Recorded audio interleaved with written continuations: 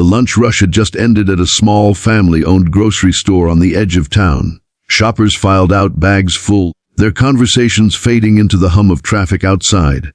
But behind the register, a young cashier named Emily quietly packed up the last customer's items. Her hands moved quickly, yet her face revealed exhaustion. The kind that doesn't come from just a long shift, but from a long life of struggles. What no one knew, not even her coworkers, was that Emily had skipped her lunch break again. Not because she wasn't hungry, but because her little girl, Sophie, was waiting for her at daycare with nothing to eat, except the small lunch Emily had secretly tucked away for her earlier that morning. And watching all of this, without her knowing, was the company's chief financial officer. But here's the twist. The CFO wasn't in a suit. He wasn't sitting in a corner office. He wasn't even there as himself. He was undercover. The CFO's name was David Carter, and he had taken on this unusual mission quietly. After months of hearing numbers on spreadsheets and polished reports from managers, something didn't sit right with him. Sales looked strong, but turnover among staff was high. Complaints trickled in about morale, but no one seemed to understand why. David wasn't the kind of executive to sit back and nod.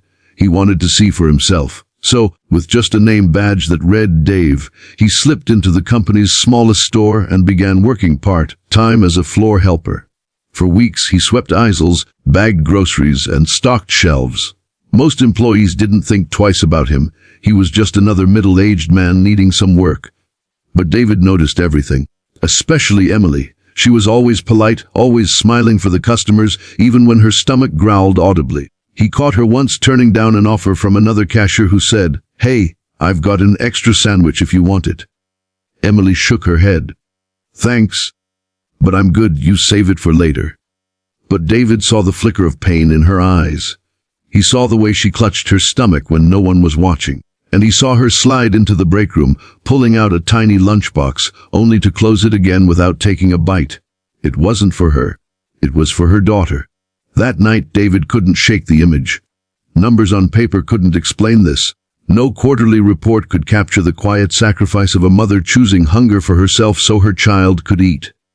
The breaking point came one Friday evening. The store was short-staffed and Emily stayed late. David, stacking cereal boxes nearby, overheard her answering a phone call. "Yes, honey, Mommy's almost done," she whispered into the phone. Her voice cracked. "Did you eat the sandwich? Good, I'm glad. Mommy's proud of you." Her eyes filled with tears and she quickly turned away, pretending to be busy with the cash drawer. In that moment, David knew this wasn't just about an employee struggling. This was about humanity, and he had to act. The very next day, David called an emergency meeting with the board of directors. They didn't know he had gone undercover.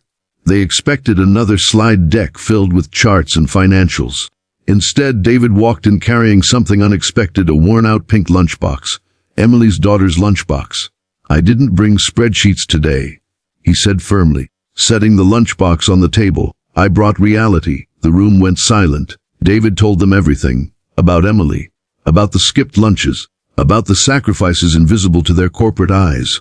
About the real cost of low wages and ignored benefits. And then, in a move that shocked everyone, he announced a sweeping plan: immediate wage increases for frontline staff, free meal programs for employees and their children, emergency childcare support for single parents, a hardship fund for staff facing crisis. Some executives protested. "This will cut into profits," one argued.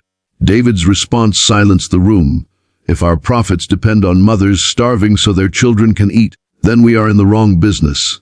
But the story didn't end there. The next week, David returned to the little grocery store. Still undercover.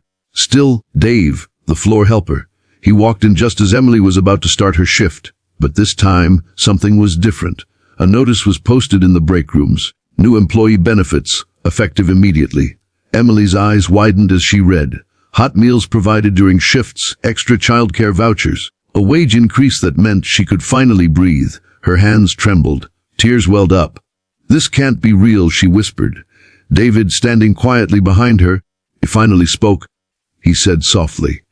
She turned confused. "Dave, how would you know?" And that's when he smiled, not the smile of a floor worker, but the smile of someone who carried a weight of responsibility. "Because, Emily, I made sure of it. The shock on her face was undeniable. Wait, Yes, he nodded. I'm David Carter, CFO, but today, I'm just someone who wants to say thank you for showing me what real strength looks like. Emily broke down in tears. I thought no one noticed. I thought I was invisible. David shook his head. You're not invisible. You're the reason we're changing everything. From that day on, the company's culture shifted. Word spread quickly, not just about higher wages, but about leadership that cared enough to walk in the shoes of those at the bottom. Customers noticed happier employees. Employees noticed management that finally listened. But most importantly, Emily noticed something she hadn't felt in years: hope. She could pack Sophie's lunch without guilt.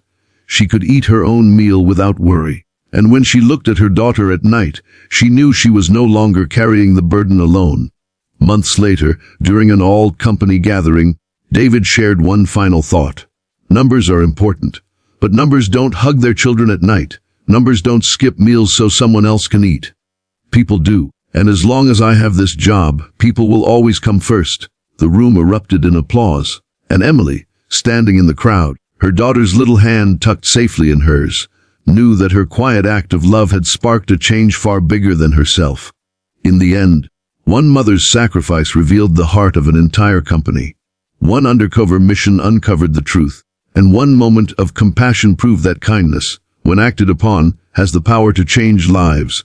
Emily stood in the crowd long after the applause had faded, her daughter Sophie clinging to her leg. For the first time in years, she didn't feel like just another face behind a register. She felt seen, valued. That evening, as she walked Sophie home, she told her, "Things are going to be different now, sweetheart." Sophie tilted her head, her little voice curious. "Different how?" "Mummy," Emily smiled through her tears, "Mummy won't have to skip lunch anymore. And you'll always have more than enough." For Sophie, it was a promise of security. For Emily, it was the beginning of a new chapter. Weeks passed, and Emily began to notice the change all around her. Coworkers who used to show up drained now carried smiles. The break room, once quiet and empty, now buzzed with laughter as employees actually had meals to share. Parents who used to juggle impossible schedules found relief with the new childcare support. David often dropped by the store, no longer undercover, but always humble. He didn't arrive with fanfare, but with rolled-up sleeves, asking employees how they were doing and, more importantly, if the changes were working. One afternoon, he stopped by Emily's register. "How's Sophie?" he asked warmly. Emily's eyes brightened. "Thriving. She asks about you sometimes. She calls you the nice man who listens." David chuckled softly. "She's smarter than most of the board members I know." Emily laughed, but her voice grew serious. "I don't know how to thank you." "You already did," David replied, "by showing me what really mattered. You reminded me that leadership isn't about policies. It's about people." The impact didn't stop at that one store.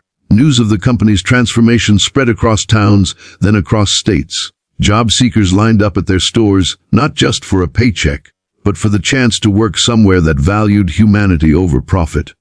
Customers supported them more than ever, saying they wanted to shop at a place where kindness was part of the brand.